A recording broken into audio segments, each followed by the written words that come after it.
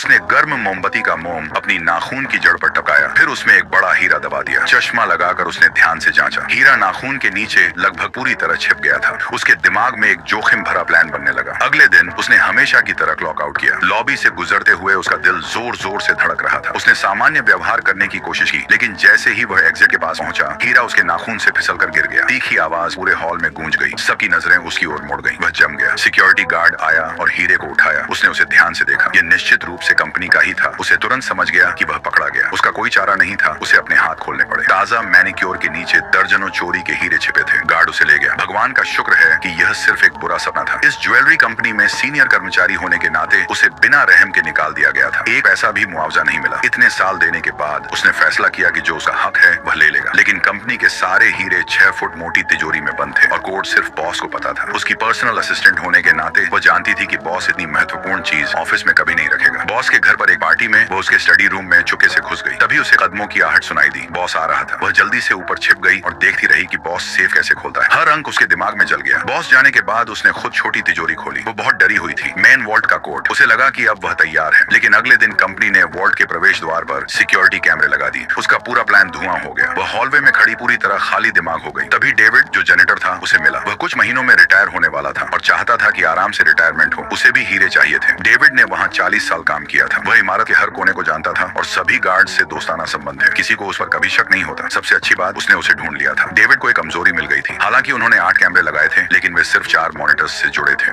यानी फीड हर minute switch होती थी। इससे उन्हें वॉल्ट खोलने और हीरे लेने के लिए ठीक 1 मिनट मिलता था। वे तुरंत जुड़ गए। उनका प्लान था हीरों को एक थर्मस में छिपाना। डेविड का थर्मस। वह रोज उसे लेकर आता था और गार्ड्स कभी चेक नहीं करते थे। चोरी के दिन डेविड हमेशा की तरह सफाई कर रहा था। जब नाइट शिफ्ट शुरू हुई, वो पूरी रफ्तार से दौड़ा, अपनी क्लीनिंग कार्ट को वॉल्ट के दरवाजे तक धकेलते हुए। लेकिन जब अनलॉक करने का समय आया, उसके हाथ कांपना बंद नहीं कर रहे थे। वो बहुत समय ले रहा था। उसका दिल मुंह को आ रहा था। सौभाग्य से उनके पास बैकअप प्लान था। उसने पब्लिक फोन से सिक्योरिटी ऑफिस कॉल किया। गार्ड फोन उठाने के लिए खड़ा हुआ। जब तक वह अपनी स्क्रीन पर वापस आया, डेविड पहले से ही वॉल्ट के अंदर था। अगली सुबह वह काम पर आई और डेविड से टकराई, जो अपनी नाइट शिफ्ट खत्म कर रहा था। उन्होंने सामान्य हेलो कहा। उसने उसके हाथ में थर्मस पर नजर डाली। उनका प्लान कामयाब हो गया था, या उसे ऐसा लगा, क्योंकि डेविड के थर्मस के अंदर हीरे नहीं थे, सिर्फ साधारण कॉफी थी। जब बॉस ने वॉल्ट खोला और उसे स्टॉक गिनने के लिए अंदर जाने को कहा, वह जम गई। वॉल्ट पूरी तरह खाली था। हर एक हीरा गायब था। उसका दिमाग बिजली की तरह फट गया। तभी उसे एहसास हुआ कि डेविड ने उसे धोखा दिया था।